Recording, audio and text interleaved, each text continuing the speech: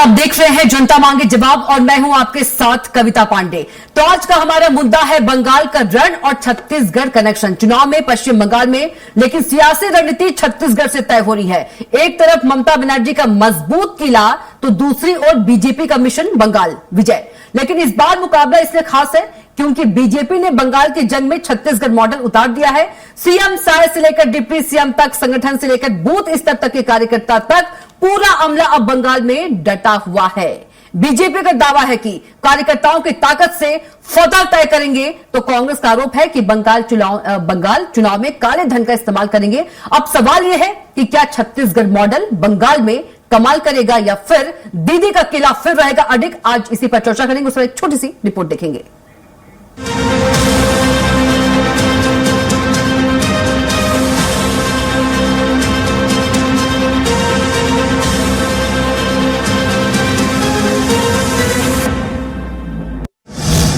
बंगाल के रण में छत्तीसगढ़ बीजेपी की एंट्री। 294 में से 150 सीटों पर छत्तीसगढ़ के नेताओं को कमान। 56 सीटों की जिम्मेदारी पवन साय के हाथ। बंगाल में डटे छत्तीसगढ़ के नेता और कार्यकर्ता। सीएम विष्णुदेव साय आज बंगाल दौरे पर। नामांकन रैलियों में दिखेगा बीजेपी का शक्ति प्रदर्शन। केंद्रीय गृह मंत्री अमित शाह 15 दिन बंगाल में रहेंगे। डिप्टी सीएम विजय शर्मा को मिली बड़ी जिम्मेदारी। पश्चिम बंगाल में चुनावी तापमान चरम पर है और बीजेपी ने इस बार अपनी रणनीति में बड़ा बदलाव करते हुए छत्तीसगढ़ के नेताओं पर बड़ा दांव खेला है। प्रदेश भाजपा के संगठन महामंत्री पवन साय को 56 सीटों पर बूथ मैनेजमेंट की जिम्मेदारी सौंपी गई है। फरवरी से ही छत्तीसगढ़ के नेता और कार्यकर्ता बंगाल में डटे हुए हैं। पूर्व मंत्री राजेश मूणत, शिव रतन शर्मा पहले से सक्रिय थे। अब योगेश्वर राजू सिन्हा, ललित चंद्राकर, रजनीश्री और मोतीराम चंद्रवंशी जैसे नेता भी मैदान में उतर चुके हैं। वहीं मुख्यमंत्री विष्णुदेव साय बंगाल दौरे पर जा रहे हैं। झारग्राम, नया ग्राम, गोपी बल्वापुर और बिनपुर में नामांकन रैलियों में शिरकत करेंगे। वहीं सबसे अहम बात है कि केंद्रीय गृह मंत्री अमित शाह ने 15 दिन बंगाल में रहने का ऐलान किया है। छत्तीसगढ़ के डिप्टी सीएम विजय शर्मा को उनकी सभाओं की पूरी कमान सौंपी गई है। छत्तीसगढ़ के संगठन में का बहुत ताकत है। छत्तीसगढ़ के कार्यकर्ता प्रशिक्षित और समर्पित भाव से काम करने वाले हैं और इसलिए ही छत्तीसगढ़ की टीम को विभिन्न स्थानों पर अवसर भी मिलता है काम करने का। ये पूरा ही क्षेत्र जो बड़ा क्षेत्र है जिसको छत्तीसगढ़ के कार्यकर्ताओं ने संभाल रखा है, बहुत अच्छा परिणाम इसमें आएगा। बीजेपी की रणनीति पर कांग्रेस ने सीधा हमला बोला है। कांग्रेस का आरोप है कि छत्तीसगढ़ में भ्रष्टाचार से कमाए पैसे को बंगाल चुनाव में झोंका जा रहा है और दावा किया है कि बंगाल में इंडिया गठबंधन की सरकार बनेगी। छत्तीसगढ़ के नेताओं को वहां टारगेट करके भेजा गया है। इसका सिर्फ एक मात्र कारण है कि छत्तीसगढ़ में सरकार के द्वारा जो पैसा कमाया जा रहा है भ्रष्टाचार करके, उसको बंगाल में लगाया जाए। और बंगाल भारतीय जनता पार्टी ने बंगाल चुनाव में छत्तीसगढ़ को एटीएम के रूप में उपयोग करना शुरू किया है और वहाँ पे किस प्रकार से चुनावी गड़बड़ियाँ की जाएंगी उसकी रणनीति भी छत्तीसगढ़ के लोगों को सौंपी गई है। वहीं बीजेपी ने पलटवार करते हुए कहा कि पार्टी की ताकत उसके कार्यकर्ता हैं और इन्हीं कार्यकर्ताओं के दम पर बीजेपी ने कई राज्यों में जीत हासिल की है। बीजेपी का कहना है कि कांग्रेस भ्रष्टाचार की बात कर रही है, लेकिन उनके अपने कार्यकाल में नेता और अधिकारी जेल बेल पर रहे। मुख्यमंत्री निवास में उप सचिव आज जेल में है, उनके कई अधिकारी जेल में हैं। अभी बड़ी मुश्किल से उनके मंत्री बेल में हैं और उनके परिजन तक, पूर्व मुख्यमंत्री के परिजन तक बेल में हैं। और ये भ्रष्टाचार की आस पूरे कांग्रेस के प्रत्येक मंत्रियों पर और मुख्यमंत्री तक पर लगी थी। इसलिए कांग्रेस को हर कारण में भ्रष्टाचार दिखता है। वास्तव में भारतीय जनता पार्टी कार्यकर्ताओं पर हाई पार्टी और उनके दम पर चुनाव जीतती है, इसलिए उनकी जिम्मेदारी अलग अलग राज्यों में लगाई गई है। बहरहाल बंगाल का सियासी रण अब अपने चरम पर पहुंच चुका है। एक तरफ ममता बनर्जी का मजबूत जनाधार और अनुभव, तो दूसरी ओर बीजेपी की आक्रामक रणनीति और छत्तीसगढ़ मॉडल का दाव। विष्णुदेव साय से लेकर संगठन के बड़े चेहरों तक पूरी ताकत के साथ बीजेपी ने बंगाल में अपनी मौजूदगी दर्ज कराई है। लेकिन सवाल सिर्फ रणनीति का नहीं, बल्कि जनता के भरोसे और जमीन की हकीकत का भी है। क्या बाहरी रणनीति बंगाल की राजनीति को बदल पाएगी या फिर दीदी का किला एक बार फिर अडिग साबित होगा? फिलहाल दावे भी बड़े हैं और दाव भी अब फैसला बंगाल की जनता के हाथ में है, जो तय करेगी रणनीति जीतेगी या जमीनी पकड़। स्वराज एक्सप्रेस के लिए रायपुर से दिलीप साहू की रिपोर्ट। तो बंगाल के सियासी रण पर आपने हमारी एक छोटी सी रिपोर्ट देखी और अब इस पर चर्चा करेंगे। चर्चा के लिए हमारे साथ मेहमान भी मौजूद है। शताब्दी पांडे है बीजेपी प्रवक्ता और वंदना राजपूत कांग्रेस प्रवक्ता है। के शर्मा जी वरिष्ठ पत्रकार हैं। आप तीनों को चर्चा में बहुत स्वागत है। शताब्दी जी, वंदना जी और के शर्मा जी। सबसे पहले के शर्मा जी के पास जाएंगे, आपके पास भी आएंगे शताब्दी जी और वंदना जी।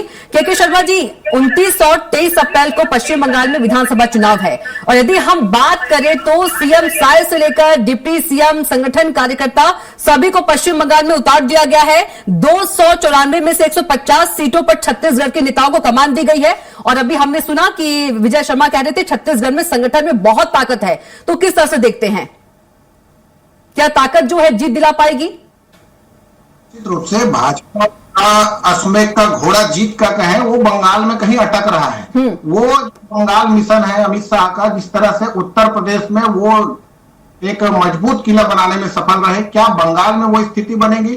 और जो अमित शाह हो या भाजपा के राष्ट्रीय अध्यक्ष की बात करें, नितिन नवीन जो है वो छत्तीसगढ़ प्रभारी रहे, यहाँ के कार्यकर्ताओं नेताओं से बखूबी वाकिफ है।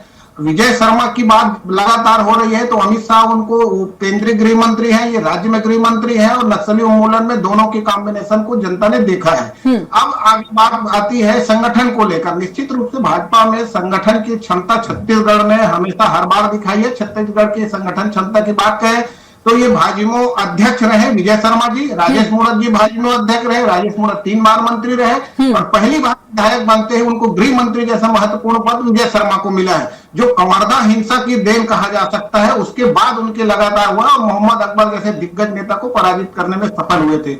अब वहां पे बात आती पैसे को लेकर जो बात आ रही, ये बात और हम कैसे कह सकते हैं कि हम यहाँ के छत्तीसगढ़ से पैसा दे रहे हैं? यदि कांग्रेस ये भाजपा भी आप लगाती थी जब कांग्रेस की सरकार थी, असम के प्रभारी जब भूपेश बघेल थे, अब पैसे को जा रहे हैं, ये चुनाव आयोग के पास शिकायत जाए, चुनाव आयोग देखे या ममता बनर्जी को जानकारी हो तो ममता बनर्जी की पुलिस कार्रवाई करे या हम पे कोई पुष्टि हो जाए कि भ्रष्टाचार हो रहा है छत्तीसगढ़ में, तब कहीं ये बात की आएगी। ये आरोप प्रत्यारोप कर है, लेकिन महत्वपूर्ण है कि वहां पे भाजपा के लिए भी आसान नहीं है। 77 विधायक है उनके, जबकि ममता दीदी के तृणमूल के 213। ये अंतर है। कांग्रेस वहां पे अभी होने के लिए उनके पास है नहीं, तो सभी 282 सीटों पर मैदान में कांग्रेस जा रही है, कम्युनिस्ट अलग चुनाव लड़ रही है। तो इस स्थिति में बिल्कुल के शर्मा जी आऊंगे आपके पास। अब हम चलेंगे शताब्दी, अब हम चलेंगे बीजेपी प्रवक्ता के पास, शताब्दी पांडे जी के पास। शताब्दी जी, आपकी रणनीति पर कांग्रेस ने सीधा हमला बोला है। कांग्रेस आरोप है कि छत्तीसगढ़ में भ्रष्टाचार से कमाए पैसे का बंगाल चुनाव में झोंका जा रहा है और छत्तीसगढ़ को एटीएम के रूप में उपयोग किया जा रहा है। ये कांग्रेस ने आरोप लगाया है।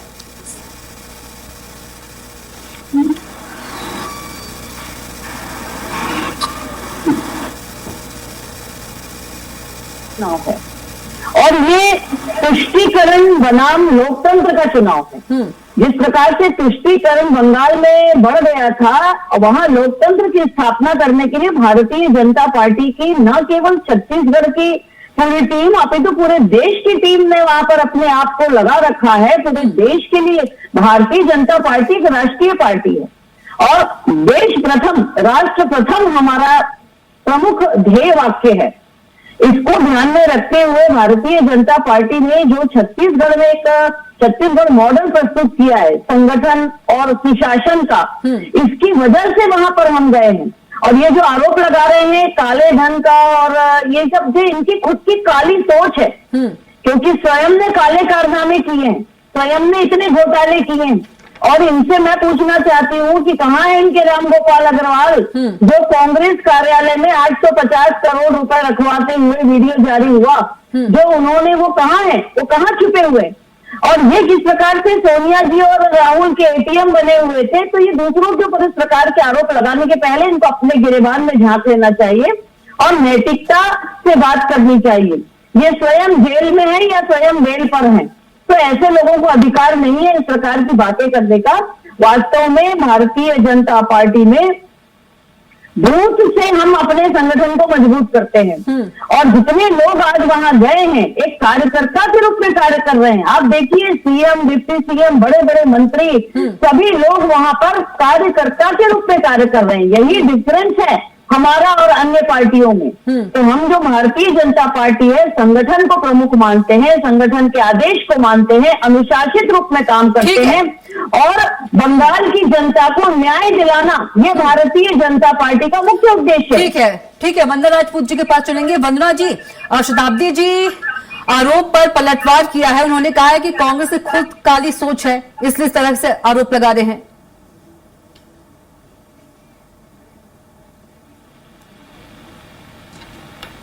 बड़े विश्वास के साथ भारतीय जनता पार्टी को कमान सौंपी है, लेकिन छत्तीसगढ़ की जनता को वो लोग भगवान के भरोसे छोड़ करके कई हफ्तों तक जो यहाँ के मंत्री हैं बंगाल में डटे हुए हैं। चले ठीक है, अच्छा प्रचार प्रसार करिए, लेकिन छत्तीसगढ़ की जो जनता को जो अभी मूलभूत में जो परेशानी हो रही है, उनकी औसतता पूरी नहीं हो रही है, उस पर तो ध्यान देना चाहिए।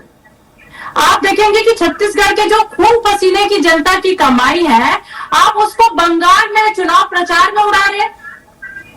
जो आपका लगातार जो भ्रष्टाचार की बात करूं, चाहे जमहूरी का भ्रष्टाचार की बात करूं, चाहे महिला एवं बाल विकास विभाग के भ्रष्टाचार की बात करूं, शिक्षा विभाग की शताब्दी जी, अभी आपका वक्त नहीं है। शताब्दी जी, शताब्दी जी, वक्त की बहुत कमी होती है, बोलने दीजिए वंदना जी को। शताब्दी जी, वंदना जी को बोलने दीजिए। शताब्दी जी, वंदना जी को बोलने दीजिए। आपने अनुशासन के बाद अनुशासन दिखाई डिबेट में, प्लीज चलिए वंदना जी बोलिए। देखिए, हकीकत आप बात रखो ना तो भारतीय जनता पार्टी के जो प्रवक्ता है ना उसको मिर्ची लग जाती है।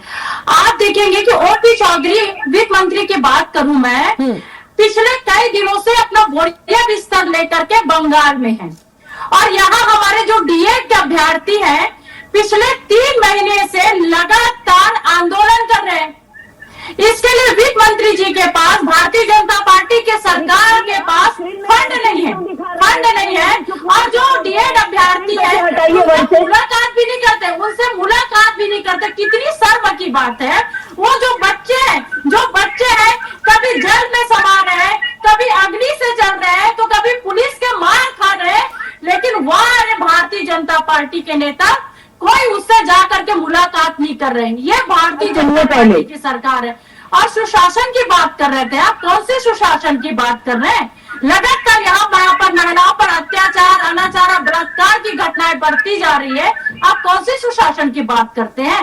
रही बात, आप यदि भ्रष्टाचार की बात करते हैं तो पिछले 2 साल में भारतीय जनता पार्टी के सरकार के नाक के नीचे में भ्रष्टाचार हो रहा है और सिर्फ उसके मंत्री ही उजागर कर रहे हैं, आपके विधायक ही उजागर कर रहे हैं, लेकिन आपको कुछ समझ नहीं आ रहा है।